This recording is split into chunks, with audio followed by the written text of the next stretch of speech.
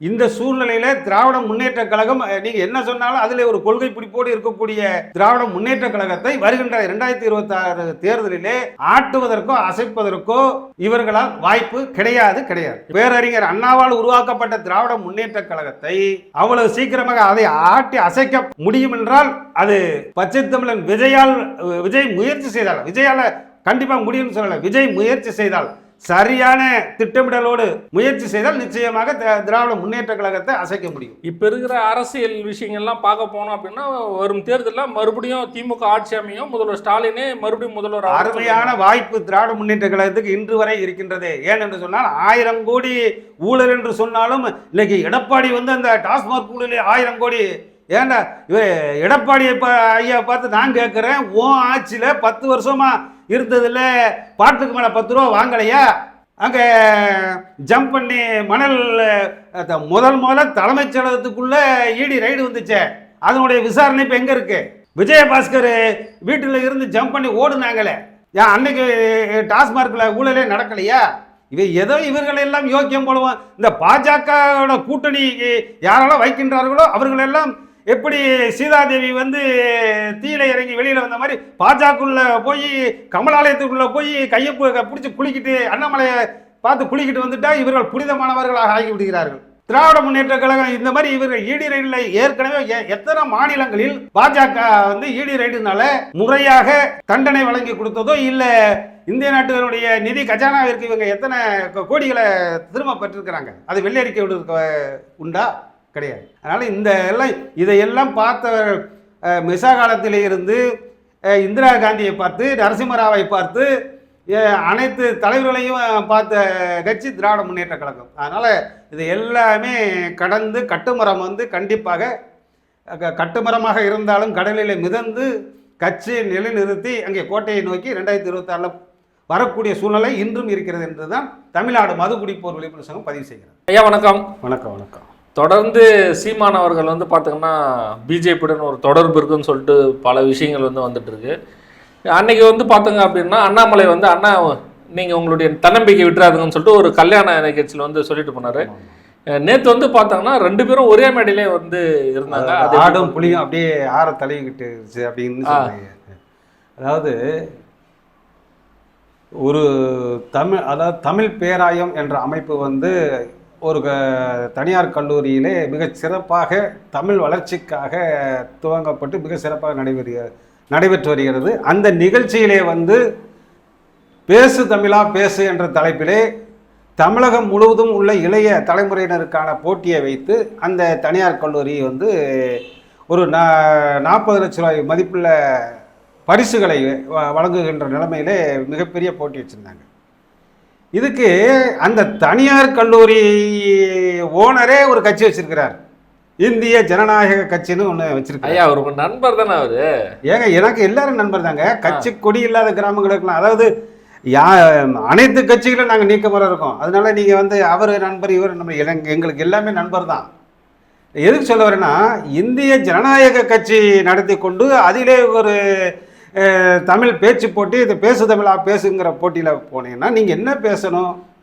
அந்த சப்ஜெக்ட் ஏங்க ஒரு கல்லூரி மாணவர்களுக்கு உண்டான விஷயங்களை தான் நீங்கள் பேசணும். அந்த தமிழ் வளர்ச்சியை பற்றி பேசலாம். இல்லை எப்படி பேச்சு இன்னைக்கு குமரி ஆனந்தன் போன்றவர்களெல்லாம் நான் கல்லூரி காலத்தில் படிக்கின்ற பொழுது பேசுவது எப்படி, மேடை பேச்சு எப்படி, ஆன்மீக பேச்சு எப்படி, இப்படி எல்லாமே அதை பற்றி புத்தகங்களை நிறைய வெளியிட்டு. கண்டிப்பாக குமரி ஆனந்தன் ஐயாவுடைய பேச்சு, அந்த காலத்து பேச்சாளர் பேரறிஞர் அண்ணாவுடைய பேச்சு, இதையெல்லாம் கேட்டுத்தான் நாங்கள் அந்த பேசக்கூடிய வாய்ப்பை இருந்தோம்.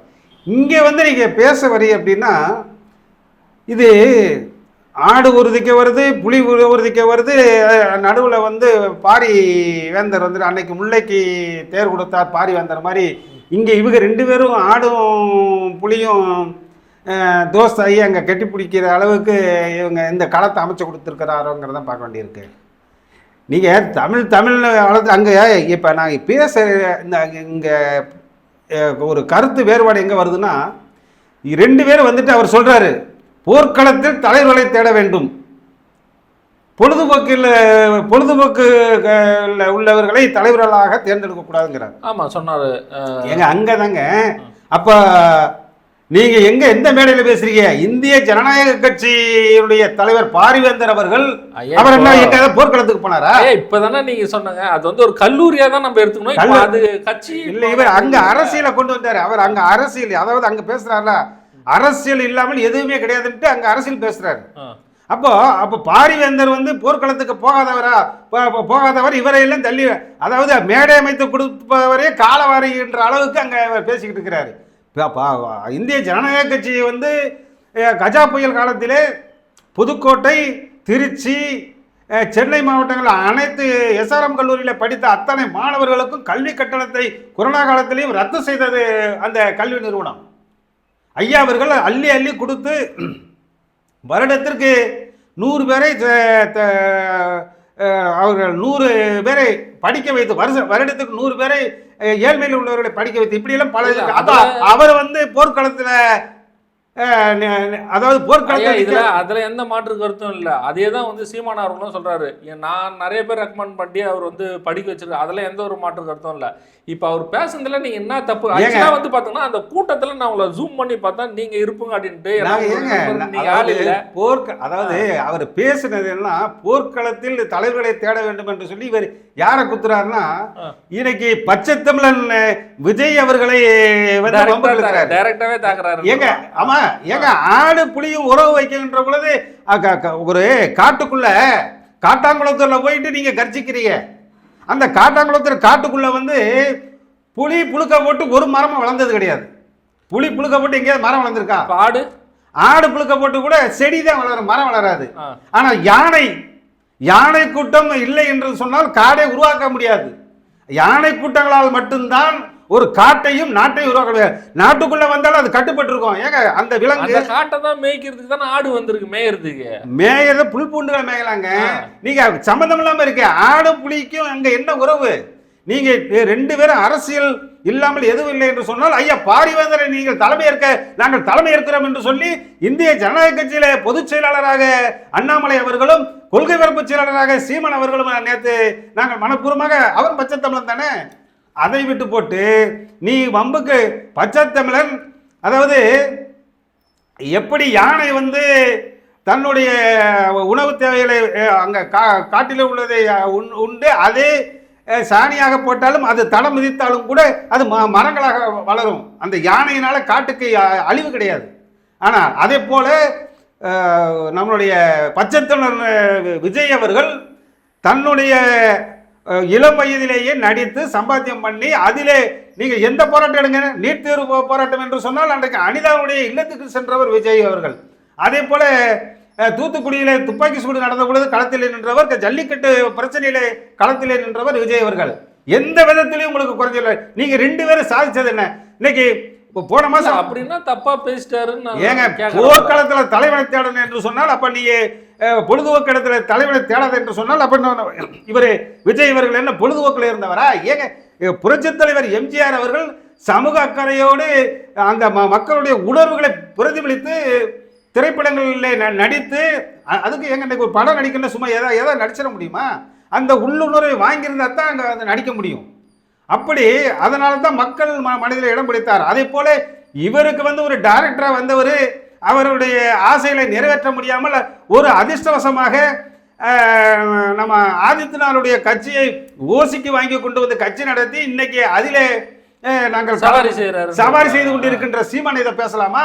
அண்ணாமலை அவர்கள் ஐஏஎஸ் பதவியை வைத்துக் கொண்டு அதிகாரியாக இருந்தவர் 6 ஆண்டுகளுக்கு முன்பாக இங்க அரசியலுக்கு வந்துட்டு அறவேக்கு அடுத்தமாக 2 பேரும் என்னமோ இந்த தமிழ்நாட்டில் இந்த அண்ணாமலையும் சீமானும் இல்லை என்றால் இந்த தமிழ்நாடே அரசியல் சம்பித்து போகின்றாலே பேசிட்டு இருக்காங்க. இன்னைக்கு எல்லாத்தையுமே முன்னெடுக்கிறது அவங்க தானே.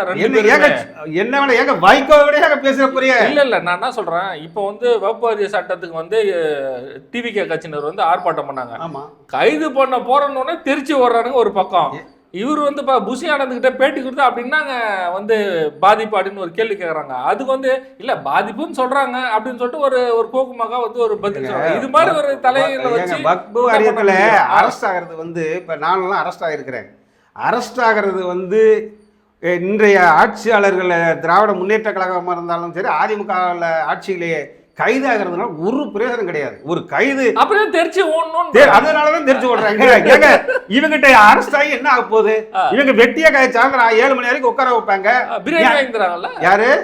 அதான் இது எதுக்கு? அவன் ஓசி பிரியாணி வேண்டாம், அவன் எங்க போய் காக்கா பிரியாணியை போய் எங்க காயிலங்க அந்த கடை ஓரத்துல கையேந்தி பவன்ல போய் வாங்கிட்டு வந்து கொடுப்பாங்க, எதையாவது வாங்கி தருவாங்க. எதுக்கு சாப்பிடணும்? அந்த அரசுக்கு செலவு வைக்க வேண்டாம்னு அவங்க ஒதுங்கி போறாங்க. நீங்க அந்த வார்த்தையை வந்து தெரிச்சு தமிழ்ல அப்படியே தெரிச்சு ஓடினார்கள். இவங்க அரசாகி இப்ப இவங்க வச்சிருந்தனால என்ன புள்ளி இன்னைக்கு சட்டமன்றத்தில் கருப்பு சட்டையை நம்ம எடப்பாடியார் எதிர்கட்சி தலைவர் வந்து போட்டு வராரு. அவங்களுக்கே பேச்சுரிமை கிடையாது. அதுக்கு ஸ்டாலின் அவர் நல்ல வேலை கருப்பு சட்டை போட்டு வந்தாங்க, காவி சட்டை போட்டு வரலாம் முதல்வர் ஸ்டாலின் அவர்கள் கலாச்சி விட்டாரு. ஆமா, அதாவது அவங்க அரசியல் அவர் நிலைமை அந்த சூழ்நிலையில இருக்கு. இது வந்து இன்றைக்கு அரசியல் களத்தில் எந்த போராட்டமாக இருந்தாலும், இன்னைக்கு உண்ணாவிரத போராட்டம்னா ஒரு சாதாரண உண்ணாவிரத போராட்டம்னா காலை 8 மணி முதல் மாலை 5 மணி வரைக்கும் தான். அந்த காலத்தில் காந்திஜி அவர்கள்லாம் இன்னைக்கு உண்ணாவிரத போராட்டம் அனுமதி கேட்க போறோம்னா 10 மணிக்கு உண்ணாவிரதம், 10 மணிக்கு தான் ஸ்டேஜே போடணுங்காங்க. அதை அந்த மாதிரி இருக்கிறதுனால தான் விஜயனுடைய படைக்கு ஏற்கனவே தெரியும். வெட்டியா எதுக்கு அரசுங்கிற பார்வையில காவல்துறை இருக்கு, சங்கடத்தை கொடுக்கணும், பேச கலைஞ்சு போயிடுவான். அரஸ்ட் பண்ண போற, அரஸ்ட் பண்ணி என்ன செய்ய போற, சாயந்தரம் வரைக்கும் வச்சிருக்க போற, அரசுக்கு வெட்டி செலவு இருக்க போற, அதனால நாங்கள் கலைஞ்சு போறோன்ட்டு அவங்க கிளம்பிடுறாங்க. இதுல ஒன்று அவங்களுக்கு வருத்தம். ஆக அரசியலை பிங்கர் டிப்பில் வச்சிருக்கிறாரு விஜய் அவர்கள். அதனால நீங்கள் அவரை கண்டிப்பாக ஏங்க அவரெல்லாம் பல அரசியல் தலைவர்களை பார்த்த எஸ்.ஏ. சந்திரசேகருடைய மகன். நான் ஏற்கனவே பல பேட்டிகளை சொல்லியிருக்கேன். அவரு எஸ்.ஏ. சந்திரசேகர் அவர்கள் வந்து நீங்க பாத்தங்க அப்படின்னா நிறைய படங்கள் பண்ணிருக்காரு, இதெல்லாம் பண்ணிருக்காரு. சிறைக்கு போயிருக்காரா இல்ல மக்களுக்காக ஏதாவது போராடி இது பண்ணிருக்காரா? ஏங்க புரட்சி தலைவர் ஏங்க நான் அதாவது எங்கள் வீட்டு பிள்ளையில இருந்து, எங்கள் வீட்டு பிள்ளை நான் ஆணையிட்டால இருந்து கலைஞர் படங்களுக்கும் எம்ஜிஆர் படங்களுக்கும் ஏன் விஜயகாந்த் படங்கள் அத்தனை சமூக அக்கறை உள்ள அனைத்து தமிழ்நாட்டில் வந்த கடந்த 30 ஆண்டுகளுக்குள்ளே வந்த அனைத்து சமூக மாற்றத்திற்கான படங்கள் அனைத்தையும் எடுத்தவர் எஸ்.ஏ. சந்திரசேகர். எந்த மாற்று கருத்தும் இல்ல. அவருடைய பிள்ளை எல்லாம் லேசா லெப்ட்ல டீல் பண்ணிட்டு போயிருவாருங்க. உங்களுக்கு என்னன்னா உடனே ஒரு 2000 பேரை கூப்பிடணும், அவன் அங்கங்க கோட்டை பிரியாணி வச்சுட்டு சாப்பிடணும், ஒரு கும்பலை காமிக்கணும் அவசியமே கிடையாது. ஒரு தலைவன் வந்து கண்ணசைத்தால் 10 ஆண்டு காலம் பல போராட்டங்களை நடத்திய கலைஞரால் எம்ஜிஆர் அசைக்க முடிஞ்சதா? அதே போல 2026 விஜய் அவர்களை யாராலையும் அவர் ஆட்சி அமைப்பதை யாராலையும் ஆட்ட முடியாது. இல்ல ஏன்னா இப்ப அவங்க வந்து சொல்றாங்க தனித்து தான் வந்து நிப்பா அப்படின்னு சொல்லிட்டு, நீங்க எத்தனை பர்சன்டேஜ் வருவாருன்னு எல்லாருமே கருத்து கணிப்பு இல்ல, நீங்க எத்தனை பர்சன்டேஜ்? அவர் தான் கூட்டணி ஆட்சி தானே சொல்லிட்டு இருக்காரு. அந்த கூட்டணி ஆட்சின்ற யார் அவரை தேடி வராங்க? எது அந்த ஒத்த பாயா யாரு? ஏங்க இப்போத்தான் வந்து பூத் மாநாடு வந்து இப்போ அடுத்த மாதம் நடத்த போகிறாங்க.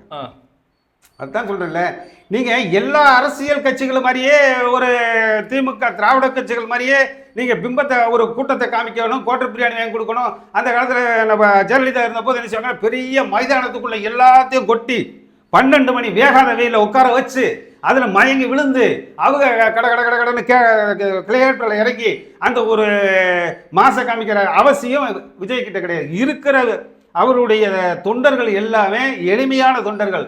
எப்படி விஜயகாந்திடம் அவருடைய ஆணைக்கிணங்க எப்படி இருந்தாங்களோ, கட்டுக்கோப்பாக இருந்தார்களோ, அதே போல இன்னைக்கு விஞ்ஞான வளர்ச்சி அடைஞ்சிட்டு போயிருங்க. அன்னைக்கு நம்ம டிவியை பார்த்துக்கிட்டு இருந்தோம், இன்னைக்கு செல்லுல நிமிஷம் செய்தி வந்துகிட்டு இருக்கு. அதனால அமைதியா இருக்காங்க. கமலஹாசன் சொன்னா நீங்க கேட்டீங்களா இல்லையா, கூட்டம் சேர்றதெல்லாம் ஓட்டு ஆகாதுன்னு சொல்லியிருக்காரு.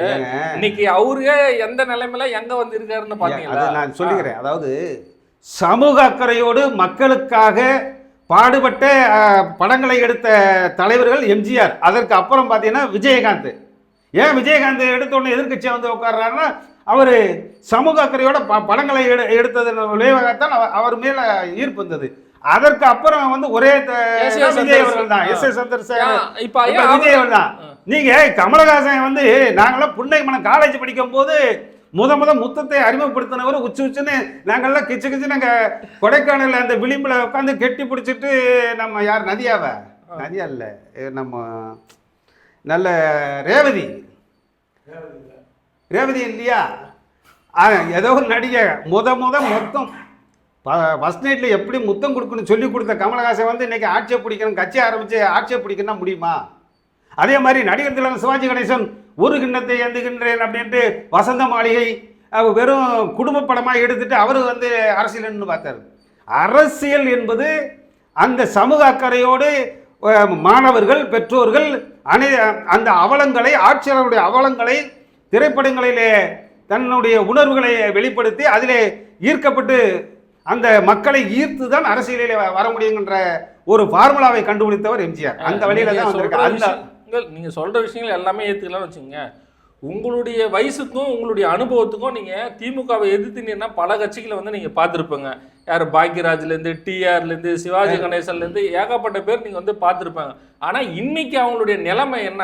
இப்போ கூட போன வாரம் பாக்யராஜ் அவர்கள் வந்து திமுக மேடையில வந்து புகழ்ந்து பேசிட்டு போறாரு. அதை பத்தி நீங்க சொல்லுங்க. எங்க எம்ஜிஆருடைய வாரிசுன்னு எம்ஜிஆரால் அறிவிக்கப்பட்டவர் பாக்யராஜ்.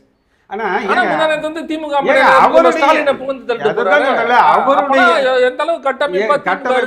கட்டமைப்பு இன்னைக்கு கட்டமைப்பு எங்கிட்ட தாங்க இருக்கு. நீங்க நினைக்க ஒண்ணு தெரிஞ்சுக்குங்க, கட்டமைப்பு திராவிட கட்சியினுடைய கட்டமைப்பு பாட்டிலுக்குள்ளதான் இருக்கு. பகுத்தறிவுல இருந்து ஆட்சி அமைத்தார்கள். இன்றைக்கு பாட்டில் பிரியர்கள் தான் பகுத்தறிவு பிரியர்களையும் பக்தி பிரியர்களையும் தீர்மானிக்க, அவர்கள் ஆட்சி அமைக்க தீர்மானிக்கக்கூடிய சக்தியாக பாட்டில் பிரியர்கள் இருக்கிறாங்க. இன்னைக்கு பணம் தான். ஈரோடுல பணம் கொடுக்கலன்னா சாதாரண ஒரு சீமான் நிறுத்திய வேட்பாளருக்கே பணம் பல கோடி செலவு பண்ணதுனால தான் அங்கே ஈரோடுல வேட்பாளர் ஜெயிக்க முடிஞ்சது. ஆனால் இந்த திமுகவுடைய கட்டமைப்பு என்பது பகுத்தறிவு கட்டமைப்பு இல்லை, பண கட்டமைப்பில் இருக்கு. அடுத்து பாட்டில் கட்டமைப்பில் இருக்கு. இன்னைக்கு பாட்டில் கட்டமைப்பு தனியாக பிரிந்து விட்டது. 2026 தேர்தலிலே அவர்களுடைய பணத்தால் இருக்கக்கூடிய கட்டமைப்பு தான் தீர்மானிக்கும். ஆனால் பாட்டில் பிரியருடைய அரசியல் வியூகம் வேற மாதிரி போயிட்டு இருக்கு. நாங்கள் எல்லாத்தையும் கண்காணிச்சுட்டு வரோம். நான் அதனால தான் அண்ணாமலையும் சாடுகிறேன், சீமானையும் சாடுகிறேன், விஜயையும் சாடுகிறேன், எல்லாத்தையும் பேசுறேன். ஏன்னா எல்லாத்திலையும் இன்னும் பலம் வந்து அவங்களுக்கு தெரியலன்றாங்க. ஏக பலம் தெரியுது.